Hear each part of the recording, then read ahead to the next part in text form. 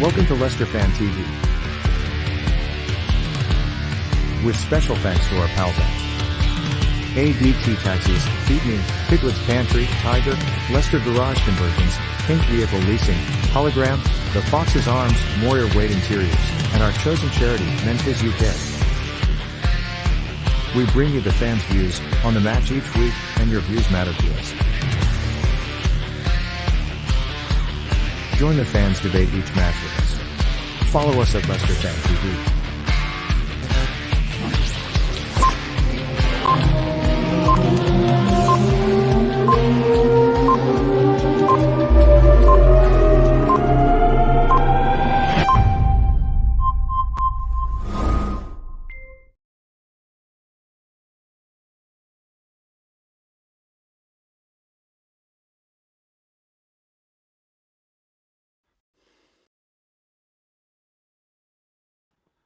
Sorry about that, guys. Welcome to Leicester Fan TV for the Newcastle preview show. I'll be joined by Chris from Gallagate Shots. So yeah, hope everyone's well. Let's get straight into the comments. Hi Ben, hi Kane, how are you, pal? Guys, if you could smash a like on this video for me, it'd be great. We'll obviously be talking about Newcastle, team news. Evening, last time out in the Premier League. So yeah, it should be an interesting chat. Let's get Chris in. Chris, how are you, mate? I'm not bad, apart from you just caught us drinking a can of San Miguel there. I'm not bad, mate. I'm all well. You? Yeah, good. So what are you expecting this game then, Chris? Do you want my honest opinion? Yeah, go on, be honest. It's difficult to say with Newcastle United. I went into the game last week against Arsenal thinking we might have a chance against these. Obviously, with those having it was a nothing fixture for them at the weekend between the two Europa League games. But we didn't even turn up. You might as well just give Arsenal 3 points before a ball had been kicked. We've seen it so many times this season, mate, to be honest with you, where Newcastle, looking on paper, you'll think they can do some damage, with some of the counter-attacking players and some of the speed that we've got in that team. But if Newcastle don't turn up on tomorrow, is it tomorrow? It's tomorrow night, yeah. So tomorrow night, you will stroll past us, absolutely stroll past us. I just don't think you can understand, like, with Newcastle, how they play. You know, they're up for it 1 minute and then they're down the next. Yeah. What is that down to? Is it down to the management? Is it down to rotation? What do you think it is? It's probably a bit of both, to be honest. Steve Bruce doesn't know his best team. He's been at the club for 2 years now. He still doesn't know his best starting 11, which it's frustrating to see. It really is. The phrase "square pegs and round holes" comes to mind. Newcastle, they play certain players feel as if they've got to shoehorn them into that starting 11. It's hard to say. It really is. It's annoying as a Newcastle fan because we know that we do have some great players in that team. If we played more on the front foot, then we would have probably had more points already this season. But we'll show teams far too much respect. I'll go back to that game against Arsenal last week. That was Arsenal's, I don't want to say reserves, but it wasn't their full strength squad that obviously came to St. James's Park. And Steve Bruce in these press conferences leading to these games, he says, well, it's a big club with big players.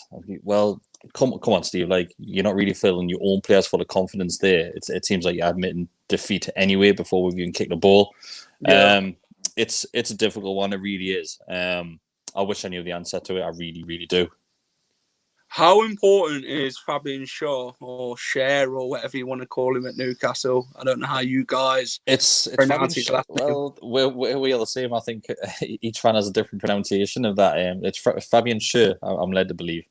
He's not going to be that big of a mess. It was his first game back. And he only played 15 minutes against Arsenal before getting the red card, which was a ridiculous red card. Went to VAR. God knows how many times we've seen it this season. That wasn't a red card challenge. It really, really wasn't. Newcastle tried to appeal it and overturn it. That got rejected as well. So he's obviously missing the next 3 games now. He's not going to be a big miss. He's been injured for the last X amount of months. He's just signed a new contract today. We'll have extended his contract by another season. So he will be with us next year as well. I do like the bloke. I really do. He is a great defender, but he hasn't been a huge part predominantly this season because of his injury records. So I wouldn't really say I would miss Fabian tomorrow. No. So going on to team news, Chris, what has Steve Bruce actually said? Who's really looking to be playing tomorrow? What sort of team are you looking to put out? Is Joe Willock going to come in? So Joe Willock, it's a strange one that because he deserves a place in the starting 11. He's secured us so many points this season since he arrived on loan in the last minute of the game, scoring winners, scoring late equalisers. I'm just not sure if he's a centre midfield player. He is box to box, but he runs late into the box, very similar to what Gary Speed used to do for us and what I would probably say Wijnaldum used to do in more recent times. I don't think Willock will start. I will be shocked if he starts because that means probably dropping John Joe Shelvey. And as much as I want Shelvey to be dropped, Steve Bruce isn't going to do it. It's his favourite player.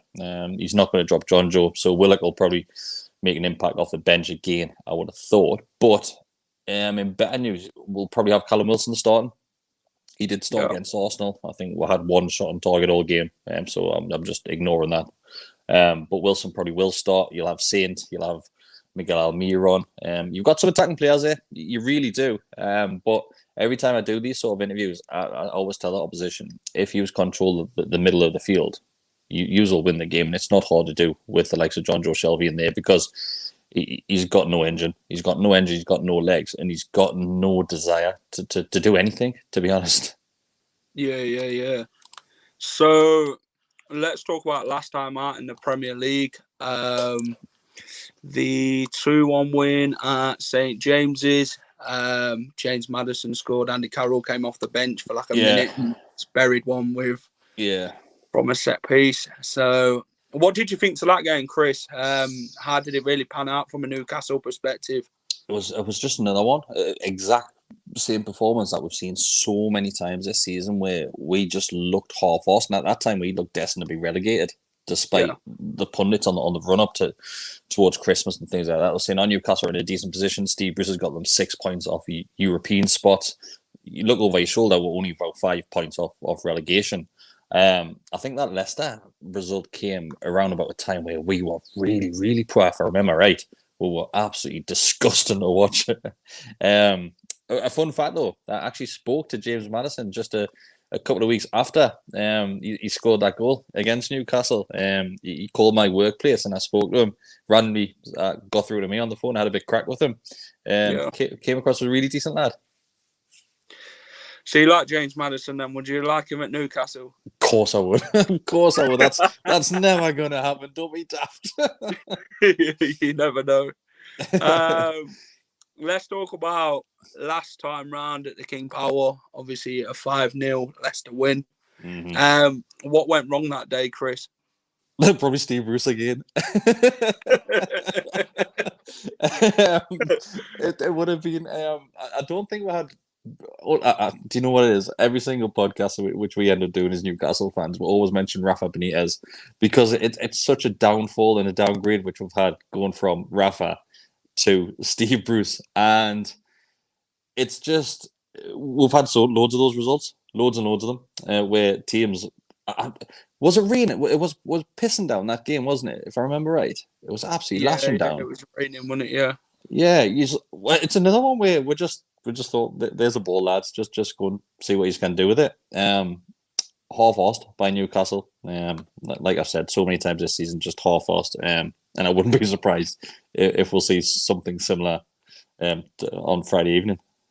I think it'll be an interesting game. Obviously, Newcastle like to sit back, don't they, Chris? Invite the pressure quite a lot at these away games. Like every team has with Leicester this season, they see Leicester, the attacking threat that Leicester's gone, just park the bus. Mate, the worrying thing is we don't just do that to Leicester. We done that at Sheffield United. That's a worrying thing. Sheffield United hadn't won a game all season. We'd done it against them, and they went and won. It's just because it's Leicester and a good team doesn't mean that's the reason why Newcastle are sitting back. Newcastle will sit back against anyone, absolutely anyone. Well, I've seen FA Cup and League games where we're sat back against League Two, League One sides. Yeah. This is what Newcastle do. It's really baffling. It really is, and that's why Newcastle fans get so frustrated, because why can't we take the game to teams? We've done it against West Ham a few weeks ago, and it's the first time in months and months that we did it, and we got the result. Albeit, of course, it was 2-2. Then it was Joe Willock again that scored the winner. But we're better than what we're being portrayed as by the management and the coaching staff. We really are. I think the players that are at Steve Bruce's disposal should be a lot higher up the league than what I'm seeing. A lot higher. You're looking around about, I would say, 10th thereabouts. Yeah. Would you say Joe Linton's worth £40 million? Definitely not. Definitely not. The thing with Joe, right? Joe Linton has split fan base right down the middle, Newcastle fans, because you've got Newcastle fans who'll just solely look at the price tag and be like, he's not worth 40 million. Nobody's arguing that. There's even rumours that was ever a £40 million deal, because apparently that figure included the likes of agent fees and wages and things like that, so it might not have actually been the £40 price tag which he had. The thing with Joe, I'm not quite sure what his position is. He's not a striker. He's not a winger. He's not a number 10. I just don't really know where he fits in this team. I really don't. The thing with that, obviously, that £40 million price tag is that we'll always struggle to offload him for any decent amount of money, because what he scores is 4 or 5 goals now in 2 seasons. And you look at Callum Wilson, we spent £20 million on him, and he's been a godsend this season, scoring 10 goals forward, being injured quite a lot of the season.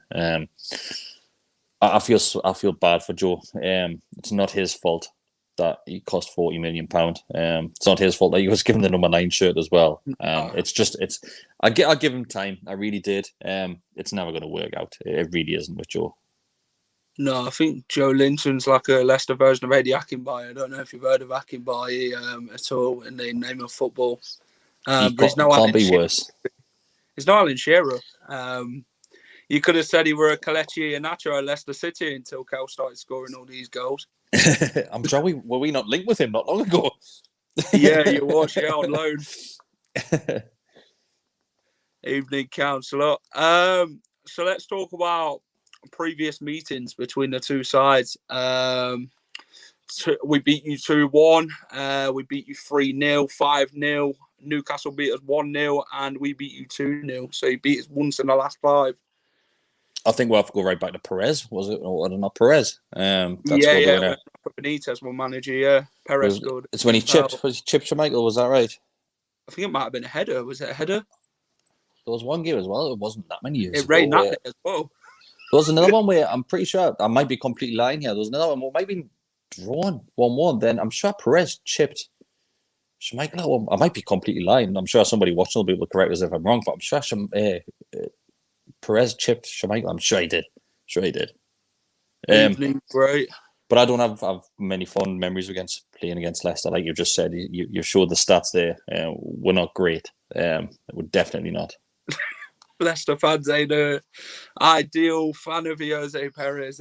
Coming in for £30 million, it's not really lived up to the price tag, what we've brought him for. What did Newcastle fans think of him, Chris, at Newcastle as a player?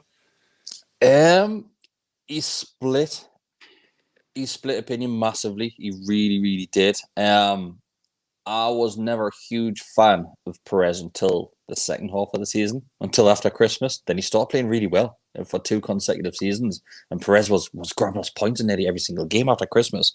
If his head's in the game, he's a great player. He really is.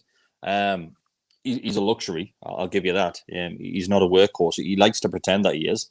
He likes to stick his foot in and look like he's making a challenge when he's not. But you'll probably recognise that yourselves with Ayoze. I do like him. He's a half decent player. He really is. And I was as shocked as the next person for £30 million. Every single Newcastle fan was baffled at that, but apparently it was a trigger and release clause in his contract. But obviously he's daft paying £30 million for him. But I do like him. I really do like Perez. I wish we had him back right now, to be honest with you. You do? Mm-hmm. Yeah, you'd walk in our team right now. So what about then Hamza Chowdhury? Obviously, you'll link with him in January. Would you have talked to Chowdhury at Newcastle, especially after what Yeah. happened to So yeah, the the question is winner? obviously relating to Matt Ritchie. The Yeah, challenge that he put on Matt Ritchie, and he put Matt Ritchie out for months. I think he was it his ligaments he done maybe, and it was a bad challenge. Isn't it? Yeah, it was a bad challenge. But when we were linked with him, obviously we needed that sort of midfielder. We really did, and we needed somebody in the team like Chowdhury there. And I don't understand. I'm pretty sure in the last day of the transfer window, we're really heavily linked with him. And I think it was Leicester that pulled the plug on it, saying that he wasn't going anywhere. But yeah, I would have definitely had him on loan. 100%. We needed all the help that we could have got at that point. Yeah. Player watch then, Chris. Who does Leicester need to look out for? Maxi, St. Maximin. Fantastic player. If he's on his game, he can run rings around anybody. He's snapping ankles left, right, and centre. The fullbacks. He really is a good player. If his head's right, and if Newcastle approach the game as if we want to score goals, then you'll see a lot of Maxi. You really will. If Steve Bruce admitted this I'm seeing he admitted it, he vaguely admitted it on his post-match conference against Arsenal. He basically said, Saint didn't really have a good game today. If Saint doesn't have a good game, Newcastle don't have a good game.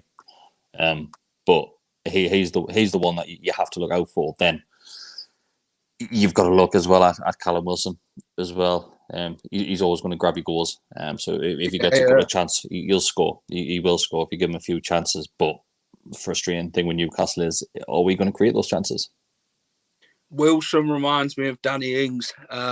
He's good for quite a lot of games, and then he just gets injured. And then you don't see him, do you? He's a good striker, but teams ain't going to want to pay the money for him if he keeps getting injured, are they? It's like Wilshere. When he left Arsenal, West Ham had him, he got injured, and then now he's at Bournemouth. So I've seen a few comments there saying Maxi to Leicester. Yes. I don't mean to be obviously harsh and be mean on this one, because I do like Leicester as a football club. I really do. Great fan base as well. And I just like the history of Leicester, and obviously the whole thing with winning the league was absolutely phenomenal.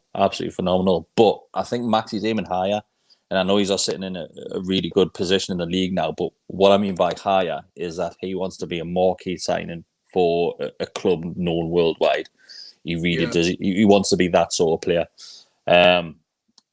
I wish Max all the best. I really do. I can't see us holding on to him for very long. I really not. There's a reason why he's not at a top club already, because he doesn't perform like that week in, week out. And when his head goes down, you do realise, and it stands out like a sore thumb. But yeah, if Leicester want to put a bid in for, you're probably looking at 50 million plus for Saint. Newcastle will probably snap your hands off. But it's a lot of money to spend on a player who isn't going to show up every single week. Which players in the Newcastle team now would get into the Leicester squad, Chris, if you had to pick any players? Probably none. Probably none. Well, there's a reason why you're sitting. What, you're third in the league now? Third, fourth? Third in the league, and we're sitting 17th. There's a reason for that. It's because you've got better players than us. The players that stand out for me, and players that go under the radar at Newcastle, I'll probably say Federico Fernandez, centre back, very good centre back. Obviously Saint, that we just touched on. Almiron, Miguel Almiron, he can play really anywhere across that front three. Really decent player, great on the counter attack. He would be a fantastic player in a team that wanted to win games, and that was on the front foot non-stop. He would be great in that sort of team. But off the top of my head, I can't think of anyone really who just walk into your team. It would be very hard. Let's talk about this man. Or do I have to? Mike Ashley, go on. Give us your honest opinion on the bloke. Obviously, in the world of football, he's probably the most hated man, chairman-wise and owner. He's not really done Newcastle any favours, has he? Since being the owner of Newcastle, he's not really gave the fans what they deserve, and that's the good owner. with Mike Ashley, we've now had 2 relegations under his ownership, more than what we've had in the past. And the club has just been massively neglected. You look at the balance sheet, and of course, Newcastle £0 in debt, blah blah blah blah blah. But there's a reason for that. It's because we're selling players and bringing in cheap ones. That's a reason for that. And you see the recent things on Sky Sports and the likes of Manchester United owners being targeted, and the Sky Sports presenters running around the streets after them. Where were they when Newcastle were falling down, and where were they when Newcastle fans were protesting against the owner? We got told that we should be grateful for Mike Ashley. We should be grateful for being in the position we're in at the moment. We had Rio Ferdinand just a few months ago saying, why don't Newcastle United fans put the money where their mouth is and go and buy the club themselves? And now he's asking for Glazer to sell the club. Like, it really, really annoys us about how the likes of these pundits change their mind depending on which football club they're talking about. It really, really does. And yous will probably experience it the same, because yous are right in the thick of this Big Six thing when they're going to do the European Super League, because yous have been looking on the outside thinking, hang on a second, why are Spurs invited? Why are Arsenal invited? like, look at the position we're in and look what we've done for the X and was it? Like 5, 6, 7 years now. Honestly, I could speak all day about Mike Ashley. He literally tore the heart out of this football club, renamed St. James's Park, got sponsors like this shite one behind us, Wonga, Loan Sharks on football shirts. It's all about the money with him, isn't it? It is. He doesn't care. There's no communication with owner, club director, managing director to fans. And it was a complete opposite with yous. Yous had a great relationship with your owners. And obviously still do now. Really made fans be a part of the journey that Leicester went through. And we don't get that. We get no communication, none whatsoever. And there was a reason why Newcastle United were the last club to give any sort of refund for season ticket holders when we weren't allowed to go to the games because of Corona, 19 COVID. It's honestly, mate, he's on his pedestal now, saying that I want the best for this football club. I'm trying my hardest to sell this football club. Yeah. He's been doing it for God knows how many years now. He always comes out with the same lines. Obviously, Newcastle, it's well documented that we're all taking the Premier League to court about the recent takeover. And obviously, those dragging the heels. I think they've just released a statement today about it. God knows what will happen with that. If it was just Mike Ashley looking for a bit of compensation for his back pocket, we'll soon find out. Question from Fee, Chris. Do you remember Peter Malinga as a director of vice chairman of Newcastle in 1988 to 1992? That's a little bit before my time, if I'm being honest with you. I would have been 4 at the time, so it was a little bit before my time. So yeah, unfortunately not.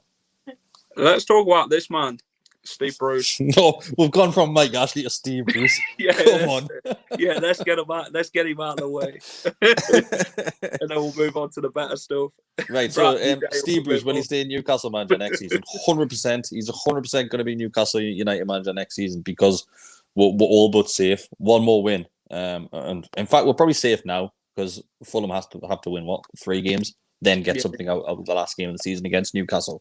So I can't see that happening. This might come back to bite us on the arse, but I can't see that happening. Steve Bruce, you lot looking from the outside in, will probably think he's a very nice man and think he comes across really well. It's not the case. Steve Bruce has been in a very, very privileged situation with not being able to have Newcastle United fans in St. James's Park.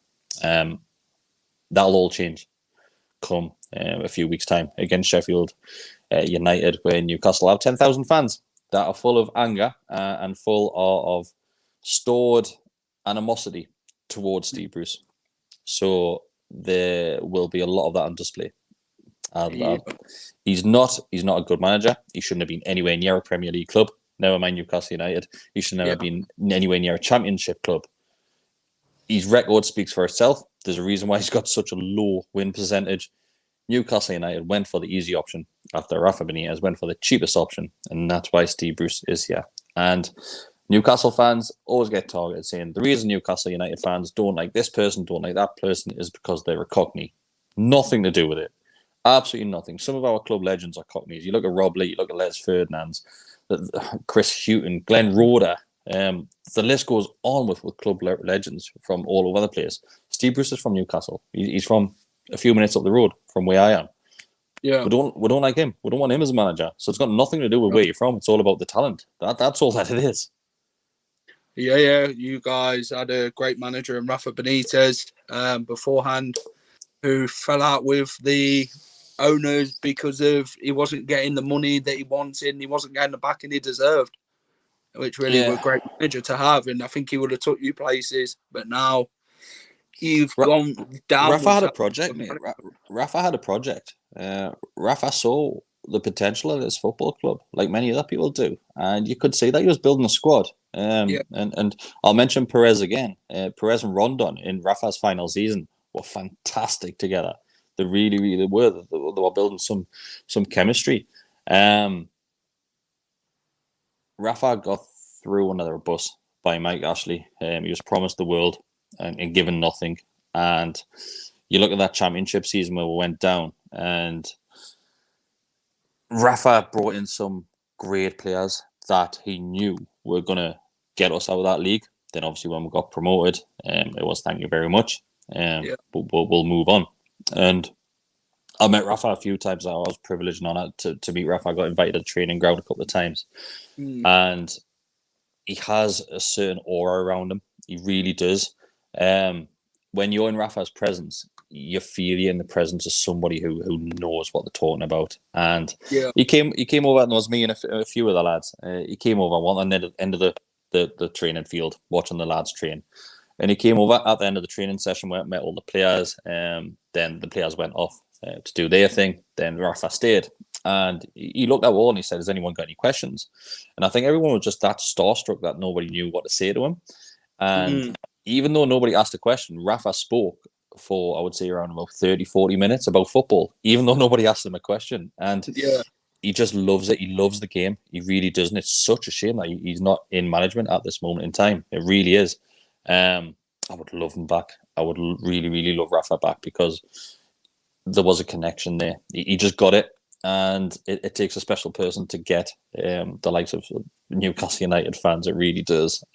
You either understand or you fall on your sword as a manager. And Rafa really did get it. Yeah, he did. He got the best out of the players. He had a real connection with the fans, which you've seen when going to St James's Park under Rafa Benitez.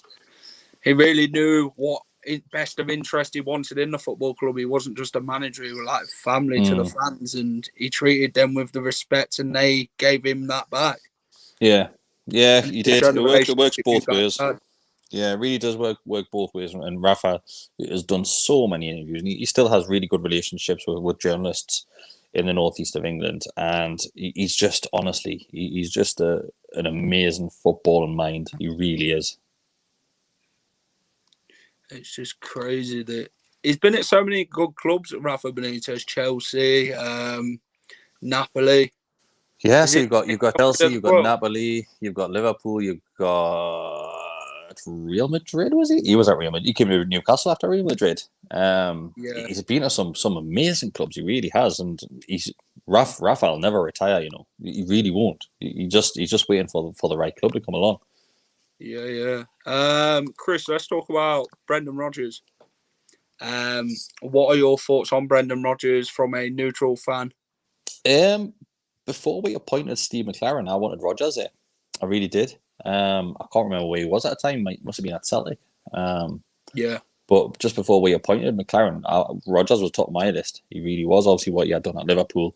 Then obviously went to Scotland. I think me and you could probably win the league in Scotland, to be fair. But he's another one who I don't think he gets the credit that he deserves as a manager. He really doesn't. He was quite mocked, wasn't he, at Liverpool? But I do like Brendan Rodgers. I really do. I would snap your hand off now if you went and said, "Would you like Rodgers as Newcastle manager at some point in the future?" Of course I would. Of course I would. He's coming across well as well. He seems to have a great relationship with the players in the team, and it's always good to see that. It really is. Yeah. Let's talk about former players. Obviously, Danny Simpson, Alberto Solano, Les Ferdinand, and Keith Gillespie. What did you make of them 4 players? I've got Nobby on my t-shirt. Look, that's Nobby on my t-shirt there. He joined Leicester at the back end of his career. Yeah, he was. He went through a few clubs. Oh shit! Hang on. He went through a few clubs, didn't he? Towards the back end of his career. He ended up at Villa, I think, at one point as well. Yeah.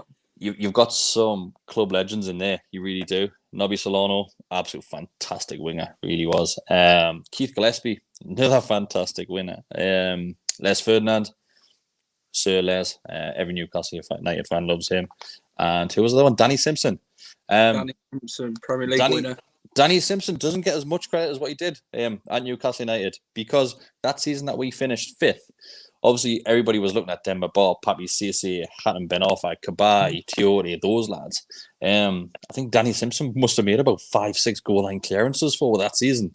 He was on top form. It's a shame to see he's dropped right down the ranks now, hasn't he, recently? And dab his ass. Yeah. Yeah. Dabazas scored against Sunderland at the Stadium of Light and took his shirt off and just went absolutely wild. Yeah, good lad, Dabazas. Yeah, that's crazy. Let's talk about player of the season. Who is your player of the season and why? Oh God, that's tough because we're so bad.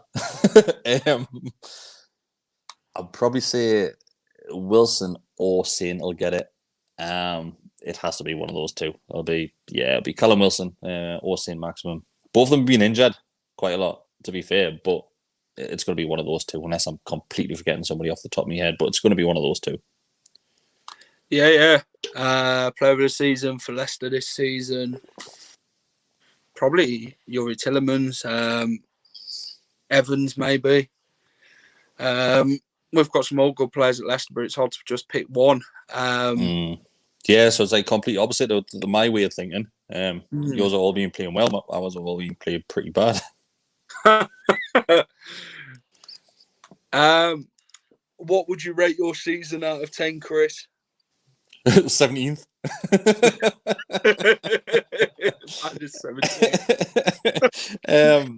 Honestly, it's I know like you can't sit and moan about your football club and how bad it's doing, but the Rock Football Club is in a hell of a lot worse situation than what mine is. But as a Newcastle fan, this has been a dreadful season. It really has, really has.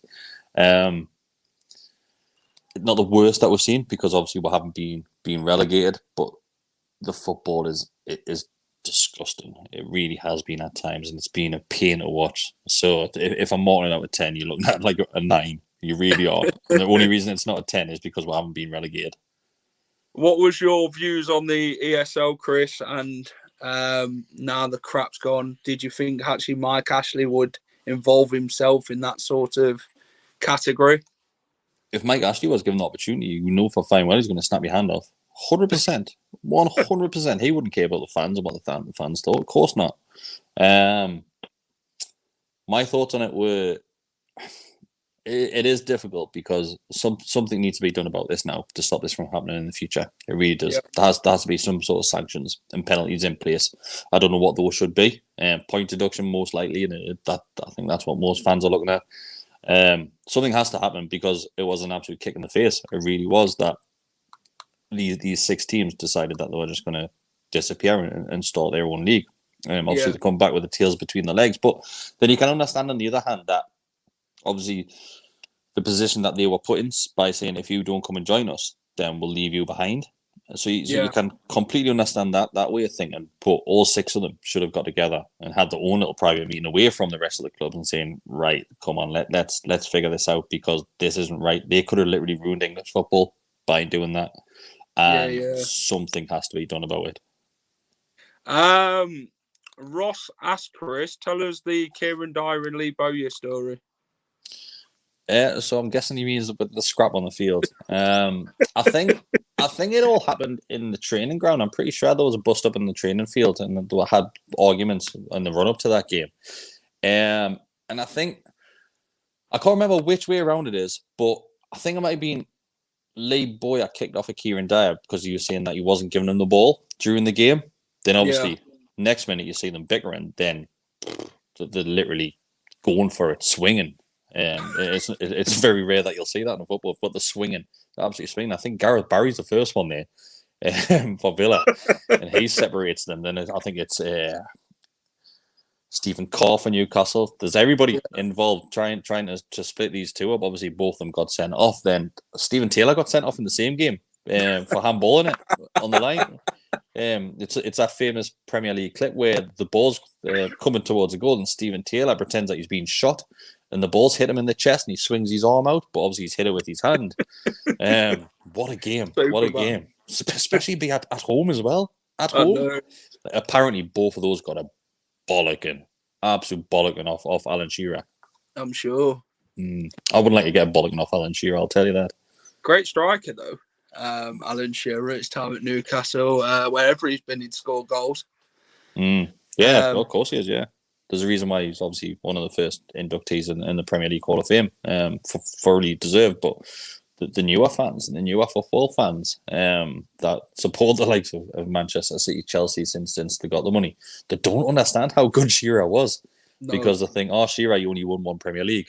It wasn't about that for Shearer. He wanted to go back to his boyhood club, and let's remember, we came close a few occasions to winning silverware. It just never worked out, because you've got to remember at that time when Newcastle are challenging for things, Man United were top of their game, Arsenal were top of the game. There were some fantastic players in the Premier League at that point. It was just unlucky. But yeah, Shearer is a phenomenal, absolutely phenomenal striker. Really, really was. Especially with, you've got to remember, he had 2 huge injuries in his career as well, where he does his ACL twice, which put him out for months and months.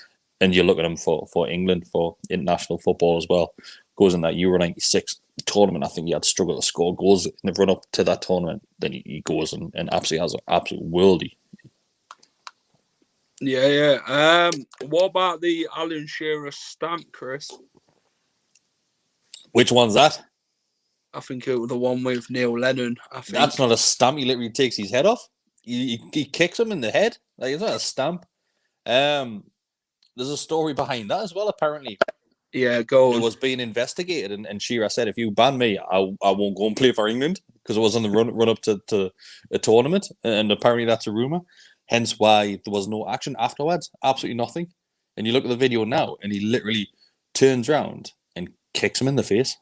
Then I think it's David Batty that runs over and literally drags Lennon off the field, picks his legs up and puts his legs off the field so we can carry on with throwing. So crazy things happened in football back then. I think now they roll around the floor over anything. Mate, if a player was to do what Shearer done to Lennon that day, he's not playing football for the rest of the season. He's banned for months, because the ball, I don't even think the ball was within 100 meters, and Shearer just turns around. I think, does Lennon grab his leg, then Shearer just swings around and just thinks, I'm just going to kick you in the face. Yeah. Shearer had that in his locker, though. Of course he did. That's it. He had a bit of a temper about him, didn't he? If you pissed him, that's it. You'd know about sharp elbows, mate. Let's move on, Chris, about favourite Newcastle player of all time and current squad member as well, which we'll start with player of all time. My favourite player of all time, obviously, you would look at Shearer, but that's an obvious answer. So we'll not go down the Shearer route. But I would say Laurent Robert, great player, French, left-footed, and when he hit the ball, it stayed hit. Absolutely great player, and that's one of the reasons that obviously, apart from being from Newcastle, it's one of the reasons that I fell in love with the club, because of Laurent Robert. Absolutely great striker. And if you don't follow him already, follow him on Instagram, because he lives a life of an absolute legend. I'll tell you that. He's just smoking cigars, drinking whiskey, having barbecues every day of his life. Like, if I could pick anyone's life right now, it's Laurent Robert's. Fantastic player. especially in the Premier League. Yeah. Who would be your favourite player out the current squad then, if you had to pick one? Saint. It has to be. Saint Maximin. He's just a joy to watch. Yeah, Malcolm McDonald. Jesus, yeah, Malcolm McDonald. We're going way back there. But current team is Saint. It has to be. Saint Maximin. Or I would say Almiron. I do like Almiron. So it's one of those two. Yep. Ross says Gary Speed. Great player for Newcastle. Yeah, he was. Yeah, it's such a shame about Gary Speed. Obviously, the way he took his life. But absolute club legend. He had Leeds, every club that he's been at. Wales. Obviously, he was an absolute fantastic player. He really was. And I mentioned him earlier on the podcast. With obviously making late runs in the box, and he had a great partnership with the English lads around him, especially. He really was a fantastic player. Newcastle have had some fantastic players over the time, though, haven't they, Chris? If you look at the Newcastle team. Yeah, I don't which know is why it's a shame. Which is why it's a shame why we fell down massively. Since our glory years in the 90s, in the mid-90s and early 2000s. Like I still mentioned, the newer fans now again is that they don't realise how much of a powerhouse Newcastle were at that point. And you look at Arsenal now, and you look at Arsenal how they're dropping down, and they're probably in a similar situation where Newcastle were, where they're at the peak, then they just start dropping bit by bit. Then it gets to the point now where Newcastle we're sat in 17th, and now we're owners happy to be in that position, and it speaks volumes. It really does. Yeah, it does. So Chris, will Leicester make top 4? Yeah, well, I hope you do. If that means anything, I really do hope you do, because I love it when a team breaks into this top 6 and ruins their party. I really do love that. It doesn't have to be Leicester; it can be anyone, as long as a few of those are dropping out there. I hope you do. I really do. Like I said earlier, I do like you as a football club, as a fan base. So I really would like to see us in there, and then getting European football, Champions League football as well. Yeah. Chris, moving on for score prediction then for tomorrow's game. What are we going for? I'm going to go 3-1 to use. Yeah, 3-1 to use. And our one goal will probably be the only shot that we've had on target. I'm full of confidence. Full of confidence. But we are bad. We really are bad.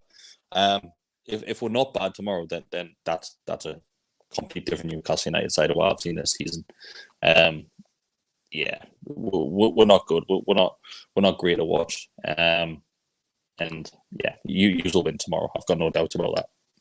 Yeah. I'm gonna go 3-0 to Leicester. But it depends which Newcastle team turn up. Yeah, I think no matter which Newcastle team turns up, you're probably going to win. But I just hope it's not embarrassing for ourselves. Yeah. So, Chris, last question. Where can everyone find you on social media? So we are predominantly on Twitter. So if you search for @GallagateShots, Gallagate being obviously the section of St. James's Park behind the goal. So it's Gallagate Shots. So predominantly Twitter.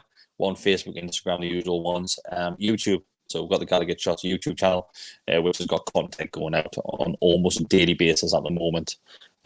So yeah, we're quite dominant on social media. So check us out. Yeah. So, Chris, it's been a pleasure having you on, mate. Great chat, and good luck after tomorrow. You too, mate. Let's just take a point each. Can we settle with a point each? Nah, we need top 4, so we'll take all 3 of these. We just need to stay in the league. You'll be safe for now. Don't worry. You can go beat Sheffield United. Well, we failed that earlier in the season. Yeah. Cheers, Chris. No problem. Thank you very much, mate. That was Chris from Gallagate Shots. Cracking lad. You gotta love a Geordie, haven't you? They all love their football team, love your channel. Guys, if you haven't already, please smash a like on this video if you've enjoyed the show. Give it a share and subscribe to Leicester Fan TV if you're new, if you haven't already. So we have coming up, we've got the watch along tomorrow at 7:30. I'll be joined by no other than Phil, Jamie, Lox, and Tom. And I'll also be joined by fans as well. Jordan, why have you deleted this? Away priority. Yeah. Let's have a quick thing on away priority. What's your thoughts on away priority, guys? I haven't really seen the comment because there's been so many comments coming through tonight.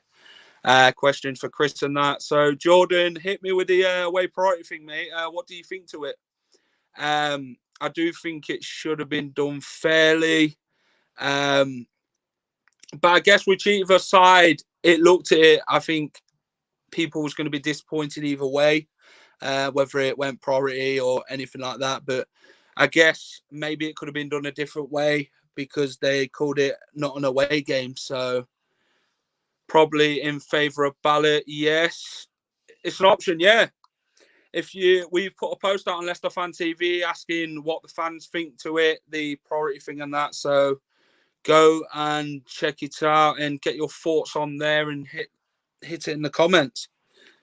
So guys, thank you for watching the show. Please smash a like, and yeah, Jamie will be back on Sunday at 10 a.m. so be sure to go and check him out. This is Jack from Leicester Fan TV, wishing you a very good night and have a great weekend, guys, whatever you're up to. See ya. Welcome to Leicester Fan TV. With special thanks to our pals at ADT Taxis, Beat Newcastle, Piglet's Pantry, Tiger, Leicester Garage Conversions, Pink Vehicle Leasing, Hologram, The Fox's Arms, Moyer Wade Interiors, and our chosen charity, Memphis UK.